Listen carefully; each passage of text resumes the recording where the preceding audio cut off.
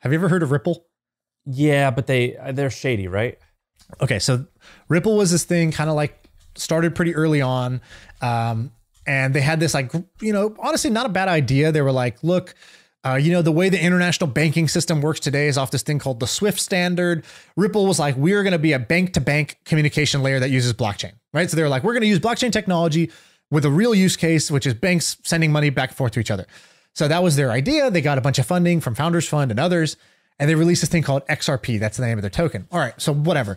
Nobody cares about that, how it works. Nobody cares. But the interesting part is XRP was worth a lot. The founders of Ripple became billionaires overnight before, that's the thing with crypto. You can get rich before, this OpenDAO has $130 million before they have a product.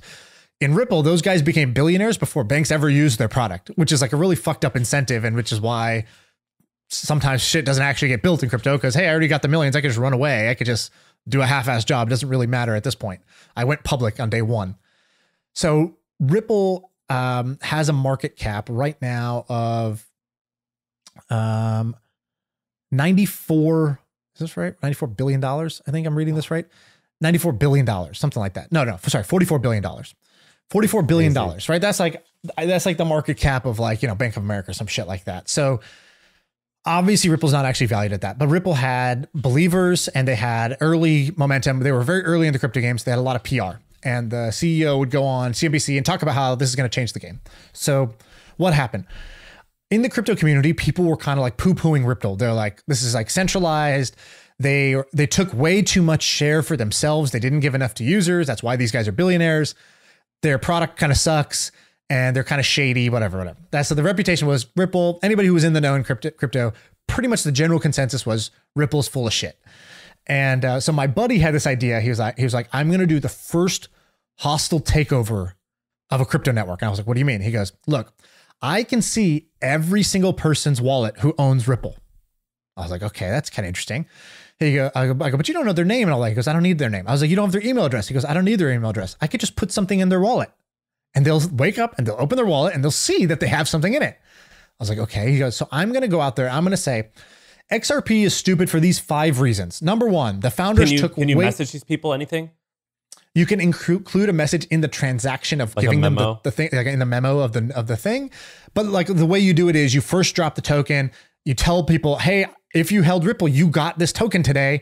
And then you write your manifesto on your Twitter or your website about what this is all about. So it's kind of like somebody put a $50 check in your wallet. You're like, what's this all about? It says, go to this website to explain why you just got this $50. So that's how this marketing mechanism works.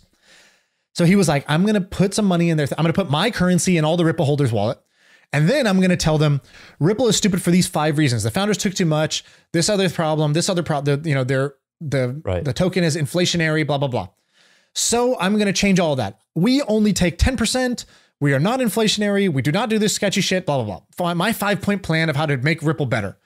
We're calling it our own thing.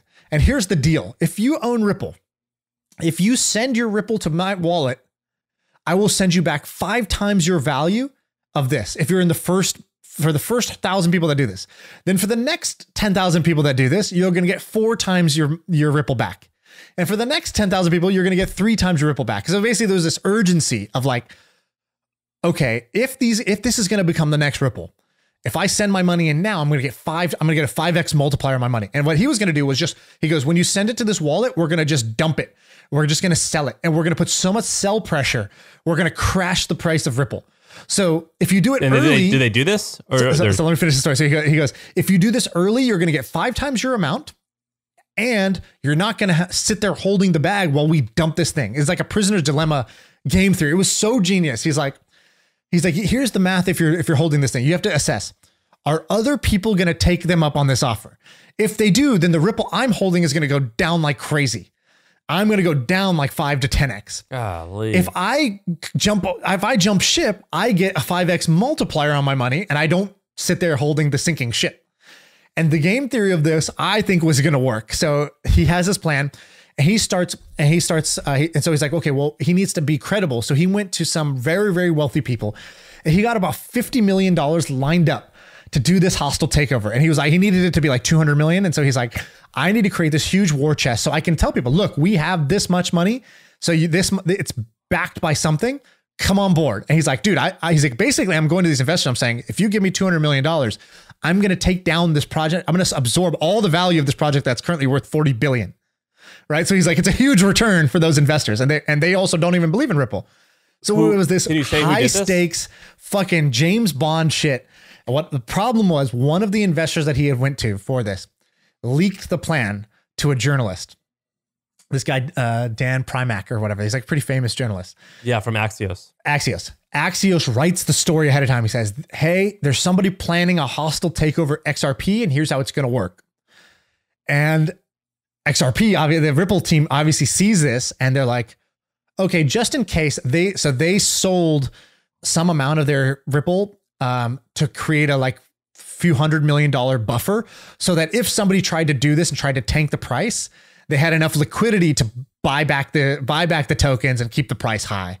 So it kind of foiled his plan where the only way it would have worked is if he had caught them by surprise, and he could have done it in like a 2-day period. He could have tanked the price of Ripple and created this competitor and had all the momentum on his side. But because they had heads up, they could create enough liquidity and they could be able to like support their price before somebody could do this to them. But dude, how crazy is that, dude? This is like some barbarians at the gate shit. Like this is like 1980s, like Drexel, like hostile takeover where they like were like, what's it called? Like green mailing. Have you ever read like these like 1980s finance books? I have the book, Barbarian. I haven't read it yet. Yeah, that's basically what they did. Like it was like warfare. I was like, this is some George Soros shit. You know, George Soros broke the Bank of England. Yes, I was like, this is some George Soros shit. And that's what that's actually what he was telling me. He goes, this is some George Soros shit. And I was like, what do you mean? He goes, George Soros broke the Bank of England by doing something very similar to this. And as he was explaining, I was like, there's no way this works. He's like, well, you know, it's risky, but like if it works. Who did it? So he didn't end up doing it. But I mean, who's the it's an article? Is it public? I don't know if it's public, but I'll tell you, it's our friend who. You remember we went to dinner after our live show in Miami. It's our friend we went to dinner with. Okay. Yeah. That's crazy. I thought if Dan would have wrote about it, he would have named him. Yeah, I think he didn't know the name, or I don't think he included the name in the thing. But how fucking nuts is that? That's crazy. If that person could have pulled it off, that's wild. This is barbarians at the gate shit, hostile takeover stuff. Yeah, I love it.